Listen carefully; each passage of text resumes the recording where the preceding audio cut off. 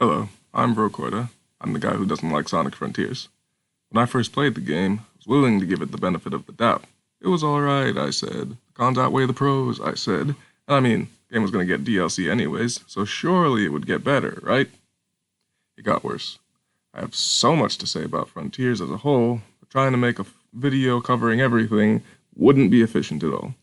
So, I'm going to divide my review of the game into topics that can stay organized so that I can cover everything I want to the extent that I want.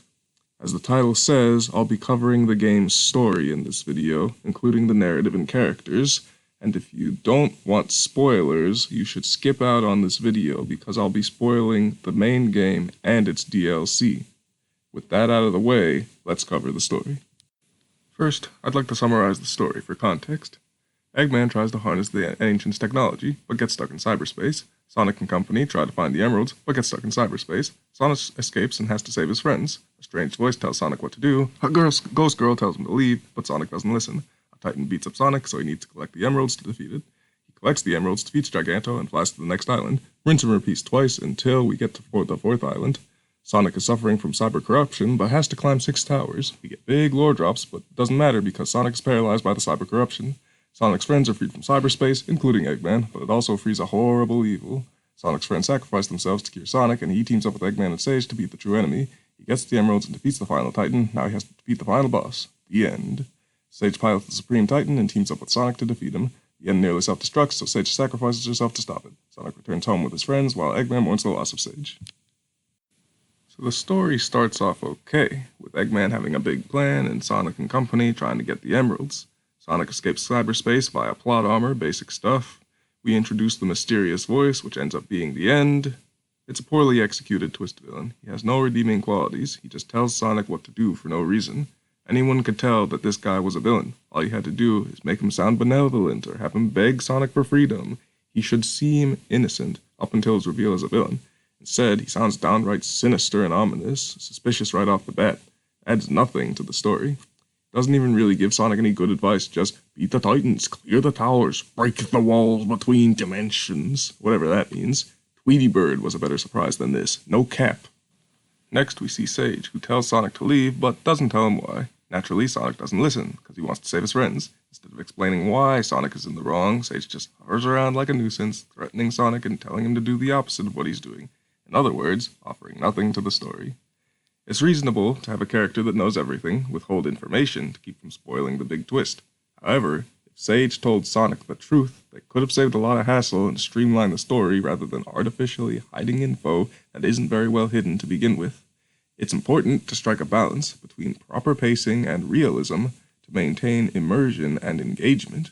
Sage single-handedly breaks any realism the story has and makes it hard for me to be immersed in the world just by withholding information that frankly didn't need to be withheld. Probably could have fixed this with a change of dialogue. Instead of saying, I can't share info with the enemy, she could say, my master does not allow me to share information with you. Saying she can't share info sounds like a lazy excuse and like she's choosing not to divulge important information. Saying she's not allowed to share info shows her obedience and tells Sonic there's more to her than meets the eye. It creates a conflict where she wants to share info but chooses not to out of loyalty to Eggman. As it stands, though, Sage is largely irrelevant and could probably be removed from the story entirely with little to no issue. The Giganto scene was alright, though definitely overplayed and overhyped. It's just a brief scripted sequence followed by a short cutscene. Giganto doesn't even do anything special, he just no-sells attacks and throws Sonic at a wall. Basic as basic can be. Giganto could have easily killed Sonic too, but for some reason both he and Sage choose not to, even though both are fully aware of what Sonic could end up doing. Perhaps if we'd lean more into their well-meaning intentions and the fact that they don't actually want to kill Sonic, then this would be more believable. Instead, it just seems overly convenient that the people who could easily kill Sonic just don't, because reasons. After that, Sonic says he'll need the Chaos Emeralds and a little look, which is really dumb. I mean, this is Super Sonic we're talking about. He's beat people who can destroy time and space. And you're saying some big robot with some lanky legs skipped arm day. All he did was throw him at a wall, and then all of a sudden Sonic is like, oof, I think I'm gonna need more than Super Sonic to beat that guy, and that's just stupid. And yet somehow I'm the only one complaining about it. Then we get to the fight itself, which frankly has no bearing on the plot, bar all the hype people give it. It has little build-up and even less payoff. As a regular boss, this isn't a big deal. You compare him to Bigfoot or some other boss I'm forgetting, and it's like, yeah, this is probably the best regular boss Sonic has ever faced. But this is a supersonic battle, and every supersonic battle has been a final boss. And since people are praising it like it's comparable to these other bosses, I'm gonna have to judge it from a final boss standpoint, and that means ripping it a new one. Every single supersonic boss has had some kind of build-up, like Chaos or G-Muro. You fight them throughout the game, and then you have this final battle in their strongest form.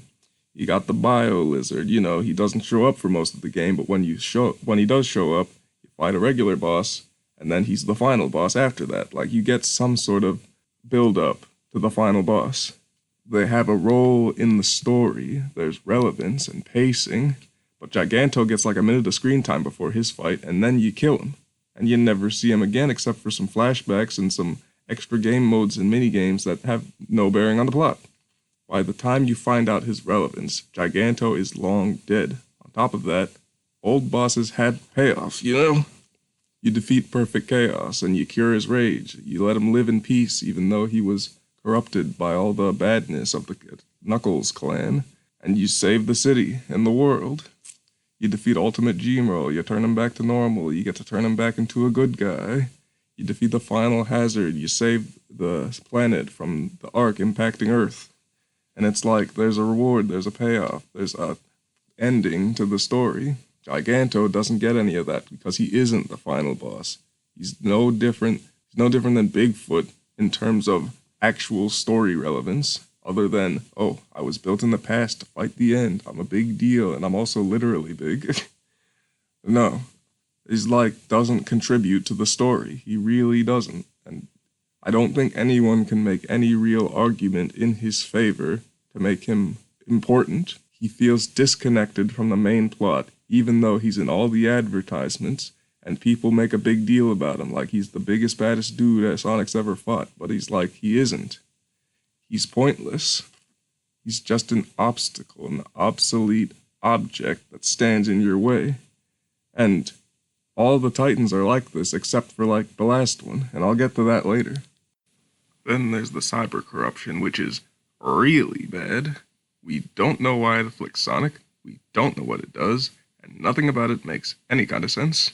Yet somehow, for some reason, it's made into a major plot point for both the main game and the DLC. How am I supposed to take it seriously when I don't even know what it does? Doesn't even serve a purpose. As soon as Sonic succumbs to the corruption, his friends save him. No more cyber corruption. Sure, Sage learns about Sonic's attitude and how he never gives up, but we didn't need cyber corruption to teach her that. Sonic does that on his own all the time. At the end of the day, cyber corruption just felt like tension for the sake of tension, artificial tension at that. The DLC expands upon things, but I'll cover that later. Before we move on from the cyber corruption, though, I want to talk about the sacrifice Sonic's friends made.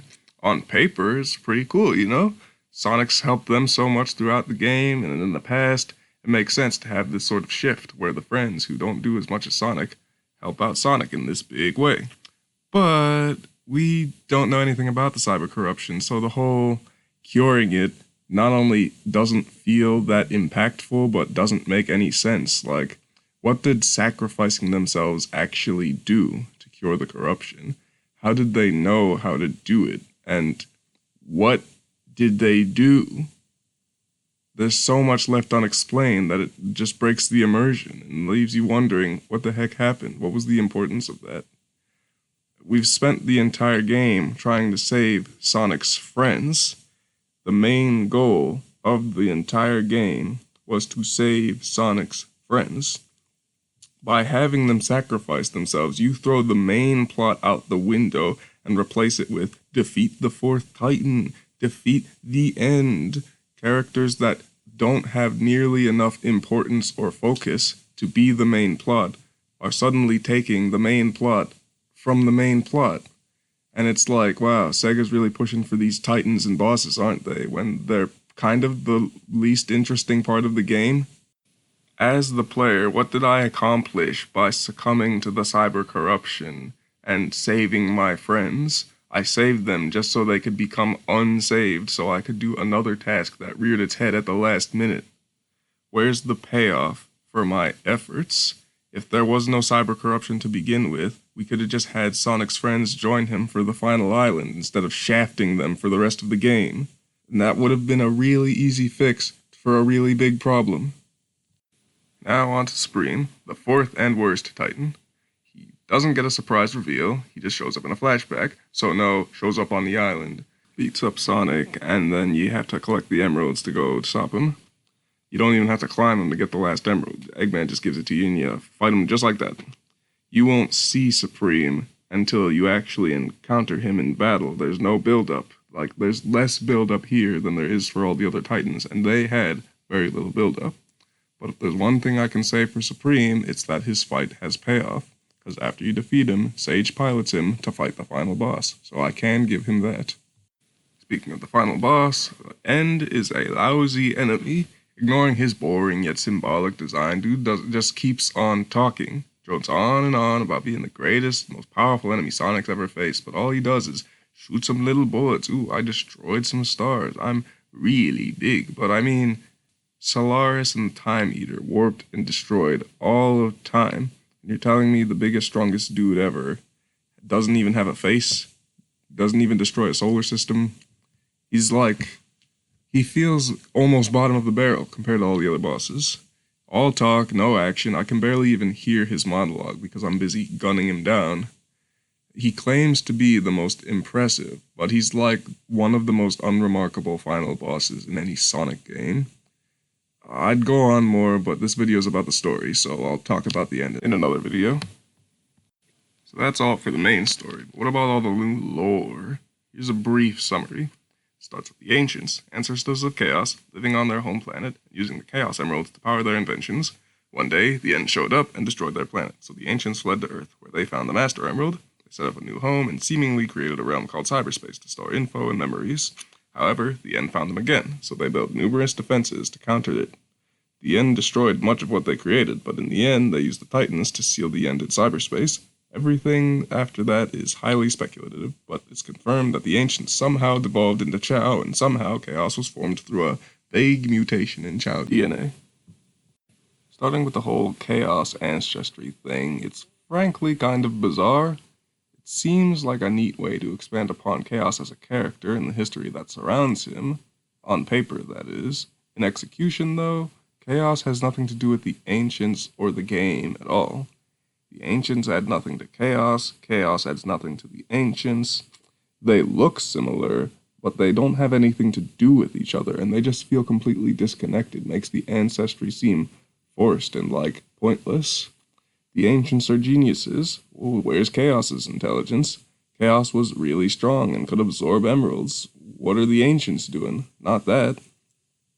They're linked through the most bare-bones connections, and their most noteworthy traits have nothing to do with each other, so they have no meaningful connection to each other. The Ancients didn't have to be related to Chaos. They could have been any other species, and it wouldn't change how the story plays out. So it's just baffling that the designers of the game would actively choose to associate a character they barely ever touch upon with these new characters that have nothing to do with them. If anything, it was just an excuse to reuse Chaos's design instead of spending time making something new and original. Next up is the Chaos Emeralds, which are not from Earth. Personally, I think this was a really dumb decision and takes away from the sort of magic and wonder of Sonic's world. It's already a supernatural land with ghosts and snakes and anthropomorphic animals and primordial deities, so like, what did we have to gain by having the emeralds be from another planet? It's not like it makes the planet the Ancients come from special, because that thing just gets blown up right at the beginning of the story, so it's not adding anything outside of the world, so why did it be removed from the world it was already in? To make matters worse, the Master Emerald is from Earth, so we already have an emerald on the planet, so what did we have to gain by separating them? Just feels like a thoughtless decision that doesn't affect the story. We could have easily said that the ancients came to Earth without the emeralds and found them when they got there and used it to build their facilities. Everything they did prior to coming to Earth could have been done without the emeralds, so I don't see why we chose to give it to them. If a bizarre decision in lore drop like this doesn't offer any real change to the story, then what's the point in making said decision in the first place? Feels like they just added it to create depth without actually thinking about the implications or faults.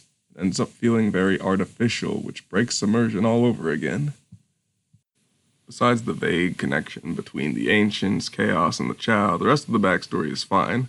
I will say that if Sega and Sonic Team actually plan to expand upon all this lore and build future games on top of it, then it would justify all the weird decisions that have nothing to do with the story of Frontiers. But until they actually do something with all of this, it's just going to remain useless, pointless, and dumb. Almost a year after the game's initial release, Sonic Frontiers got a large DLC adding in new content and a new story to give the game an alternate ending. The story begins immediately after Sonic's friends sacrifice themselves, and Sage responds saying that she has a new plan. Sonic can bring back his friends, Sage will stabilize the cyber corruption, Sonic's friends will gather the emeralds, and Sonic will master the cyber corruption, turning the curse into new power. Sonic agrees, releasing his friends and explaining the situation before going their separate ways. While his friends gather the emerald, Sonic must climb 4 towers and face a trial at the top of each one. Doing so cures his cyber corruption, but now he must clear a 5th tower, where he meets the King of the Ancients. The King gives Sonic one final trial, and once he clears it, he obtains new power sourced from cyberspace. I guess. Thanks to his friends gathering the emeralds, Sonic can now face the final boss. Same Supreme boss from the base game. After beating Supreme, the End appears and empowers Supreme, thus creating the true final boss of the new story. In response to this foe, Super Sonic empowers himself with the cyber corruption, gaining the power of Blue Eyes. Anyway, Sonic beats the crap out of Supreme in what is probably the most one-sided final boss fight I've ever witnessed. Then Eggman shoots Sonic out of Supreme's gun while Sonic unleashes the full power of his cyber corruption, obliterating Supreme and killing the End with ease. The ending after that is the same as the original, with the exception of Sage surviving. So let's start with the most blatant issue. Sonic's friends are brought back immediately after their sacrifice, completely killing any weight their sacrifice held, not that they had much to begin with, as well as showing just how pointless the sacrifice was in the first place. If you're going to bring them back right after their sacrifice, then why have them sacrifice themselves in the first place? Cyber corruption serves no purpose, therefore the sacrifice serves no purpose, and the DLC makes this more clear than ever. I would have preferred if the story took place immediately after Sonic succumbed to the corruption, and the parts where you play as Amy, Knuckles, and Tails are spent clearing the trials to convince the Ancients to bring Sonic back. That would have made for a far more compelling plot than what we got. Reminder that we waited a year for this. While I do think Sage's plan to stabilize the cyber corruption is bizarre, comes out of nowhere, and is oddly convenient, it at least makes some sense. Why didn't she do it earlier? Because she considered Sonic an enemy and didn't want to help him because his actions would free the End. Why didn't she do it after she realized she'd need his help? Because she can only do it for a limited time, making it an unreliable plan unless they have a way to cure the corruption. I don't like it, but I don't hate it either. Sonic's friends get the emeralds, but it's incredibly uneventful, so we'll skip to Sonic. At the top of each tower, Sonic meets up with the memories of the Titan pilots, who each have a trial for Sonic to clear before they help him clear his corruption. From a gameplay standpoint, climbing towers and clearing trials isn't a bad challenge for the player. My issue is that the trials don't really prove anything. The issue is that Sonic recklessly destroyed all of the Ancients' greatest creations, resulting in the Ancients' greatest enemy being released and having no reliable way to combat him. The Ancients have no reason to trust Sonic, so the trial should be tests to prove that he will help them and solve the problem he caused. Instead, they just make him fight a bunch of robots that he already beat and act impressed. If anything, clearing these trials proves how powerful and dangerous Sonic is, and that the Ancients should let the cyber corruption take its toll. Instead of throwing a bunch of arbitrary tasks at Sonic, they could have judged him for his actions and chosen to trust him out of their own decision. This would give the Ancients identity and a worthwhile role, rather than relegating them to the medium by which you participate in a challenge fabricated by the game devs and the designers. Again, there's a big disconnect between what the characters should realistically do and what the designers want to have happen for the sake of gameplay. There should be more balance to maintain immersion.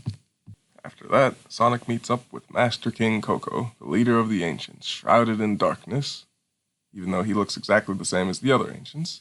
He calls out Sage as an intruder and calls Sonic hero. I'm sorry, Sage was trying to stop Sonic, and Sonic released at the End. If If anything, Sage would be the hero, though to be fair, they're both intruders. You might say, though, the Ancients can see Sonic's memories via cyberspace, so they know he's a hero. Okay, wise guy, if the Ancients can see Sonic's memories, then why did they test him in the first place?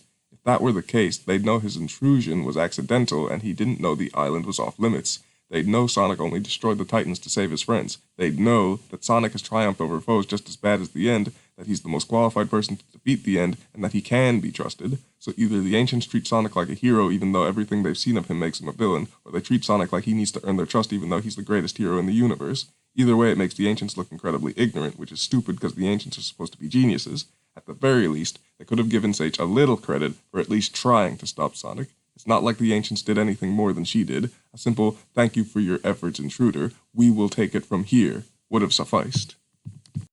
I'm not even done with the Master King. Dude just stands there bragging about being the king and calling out Sonic for being insolent. You know, stereotypical king dialogue, because we can't expect the writers to come up with compelling dialogue for a character that won't be getting much screen time in the first place. Just let the leader of the Ancients, you know, the species that formed the premise for this entire game, be boring and forgettable. That's good design. Anyways, now we're at the end, in more ways than one. Ignoring the fact that all of the over-the-top cutscenes are over the top and I don't give a crap about Sonic looking like the average shonen protag, got some issues to wrap things up with. So for starters, this is supposed to be our big climactic final battle. Sonic's up against quite possibly the strongest boss in the whole game. For a fight like this, we need to have a true final battle of legendary proportion to show off not only the power of Sonic's new super form, but also the importance of having such a form to contend with such an insurmountable foe. This should be Sonic's greatest challenge yet. Sonic utterly thrashes Supreme. You would think a climactic final battle would actually be climactic, but Sonic beats Supreme with such ease that I question what the actual threat at hand was. To put it simply, Supreme is nothing more than a sitting duck or a punching bag whose only purpose is to make Sonic look cool. Even though Sonic is already cool, he has nothing to prove. Sonic isn't being flashy because he needs to pull out all the stops to beat Supreme. He's doing it because the designers wanted some wow factor for the fans. It's just, there's no real point for him to do all of these moves. Supreme is a wuss and a wimp. He's not special. He's not deadly. Nothing he does warrants such over-the-top visuals for this battle. If we'd gone out of our way to portray Supreme as an actual worthwhile foe that could pose a legitimate problem to Super Sonic, or even someone who had some actual beef with the Hedgehog, then all this flashy action would be worth it. Instead, Supreme only showed up in a flashback before the final island and his fight was the worst of the four Titans. Now we're on to the Enhanced Supreme, and it's not even Supreme's own power, it's the End's power, and he still has no hype to build him up, except for that kick-butt-awesome orchestral remix.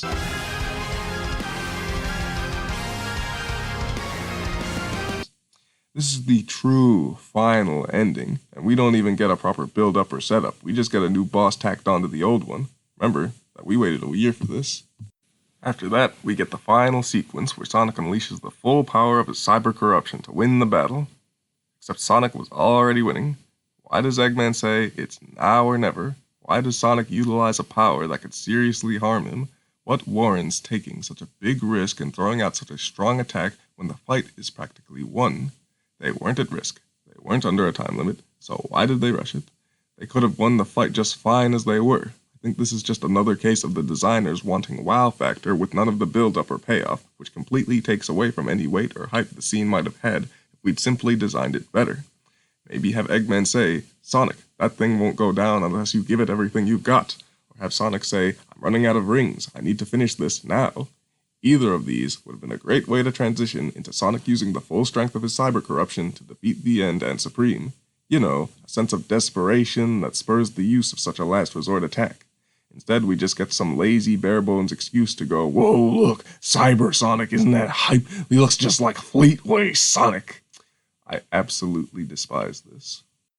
And just to rub salt in the wound, Sonic's final attack causes the End to explode. The same death explosion that Sage sacrificed herself to stop. In other words, Sage never needed to sacrifice herself, and we've once again taken all value from a scene that was supposed to be an intense and dramatic scene of sacrifice. It's like Sega prioritized visuals over any semblance of consistent or competent story writing, which isn't saying much because the game looks pretty average. And with that, we have a crappy ending to a crappy story for a crappy DLC for a crappy game. Reminder, we waited a year for this. Real quick before we end things off, I want to touch on each character, talk about what I liked and disliked. Mostly disliked. Sonic is way too serious in this game. I get it, the game's intention was to be more serious, but in a series where the main character has gone to space and single-handedly fought gods and armies, you're gonna need more than some ancient technology to warrant such a tonal shift in your decades-old protagonist. Amy really doesn't do much in the game. She talks to the Coco, watches some flashbacks, expresses her belief in the power of love. That's about it. She doesn't do anything of any significant weight in the story, and you almost wonder why she's here in the first place. Probably just to increase what little stakes are actually here to begin with. I know Amy hasn't done much in past games, but in past games she's definitely done more than this. Knuckles has a bit more story relevance than Amy, but I still don't like his character arc. The story is, I want to explore and see the world like Sonic, but I always stay on my island to guard the most powerful artifact in history. But when Sonic tells him, you should just go and explore anyways, Knuckles says, okay, sounds good. If staying on the island were purely Knuckles' own choice, then this could be a great story. However, the small issue of the Master Emerald being left unguarded breaks this whole thing. There's a very good reason why Knuckles never leaves, and that reason is never touched upon even once in Frontiers, and that's a shame. The conflict of Knuckles' personal desires versus his responsibilities would have made for a significant and worthwhile story that's actually worth him and Sonic having a discussion about. Alas, we get nothing, once again. Tails is still recovering from his cowardice and forces. I don't care at all what excuse anyone has for Tails still not believing in himself. His accomplishments overshadow his faults by a massive margin. He's challenged the Battlebird Armada, Witchguard's gang, Eggman, Chaos, and the Ifrit Dragon, yet he still thinks little of himself. I get having a low self-esteem, but he's basically ignoring everything he's ever done for the sake of being dramatic in the plot. We've directly addressed this plot point back in Sonic Adventure. The fact that we're still touching on this is ridiculous. I think we should have approached this differently. One way is to have Tails feel bad about himself because he thinks he'll never be as good as Sonic. Sonic can tell him to remain hopeful, that he still has a lot of growing up to do, and that he believes his little buddy is going to be greater than ever one day. Another way is that Tails feels that he relies too much on Sonic. Sonic can explain that relying on friends isn't wrong, and that he himself has had to rely on his allies many times, including Tails himself back in Lost World. Lastly, maybe Tails views his intelligence as insufficient, comparing himself to geniuses like Eggman and the Ancients. Sonic can tell him that it's not always good to compare himself to others, and Tails should just focus on being the best that he can be. There are a way to show Tails thinks little of himself without backtracking. People just need to put in the actual effort to write it. Now, Eggman is the only good character. His characterization in the cutscenes is on point, and the Egg Memos give us a glimpse into deeper thoughts and feelings that we'd never see otherwise. While I don't like Sage, I do think the idea of Eggman finding a daughter in her is quite sweet, and adds depth to his character. Sage, on the other hand, is useless. She does almost nothing of value in the whole story, and the few things she does do either could have been done by someone else, or is for the sake of a useless plot point that I've already covered. If she didn't become Eggman's daughter, I wouldn't care about her at all, and her death at the end of the original game would actually be welcome. And yet, compared to Sage, the end is nothing. I am nothing. Oh wait, he actually said that about himself then. The end is trash garbage and doesn't contribute anything to the game. His personality is I destroy all things, and you are inferior to me, and that's it. That's not a character, that's a stand-in, cardboard cutout, one-dimensional in every aspect. Now you might say, he's the embodiment of death, he's not supposed to have character, which is wrong because you know, almost every character that represents death in fiction has character. Just think about Puss in Boots. He's minimalistic in every way, design-wise, writing-wise, even his boss fighting abilities are the bare minimum, if even that. On top of that, his game has the gall to call this enemy the strongest foe Sonic's ever faced, like the end isn't just some ball who shoots his balls everywhere. Worst character in the game, if this thing can even be called a character. And there you have it, my thoughts on the game's story, writing, and characters. It's truly remarkable how unremarkable this game ended up being. Twice. The story is full of padding, artificial tension and drama, and characters that don't serve the story. The fact that people compliment the story is bonkers. Sure, it introduces some new ideas, but only 2 of them are executed well. Everything else is a mess and executed about as poorly as possible. There's no immersion, no engagement, and especially no payoff. Wouldn't even be that hard to fix some of these issues. The writers and designers just choose not to, or their teams are so limited that they don't have anyone to help them second-guess their creative decisions.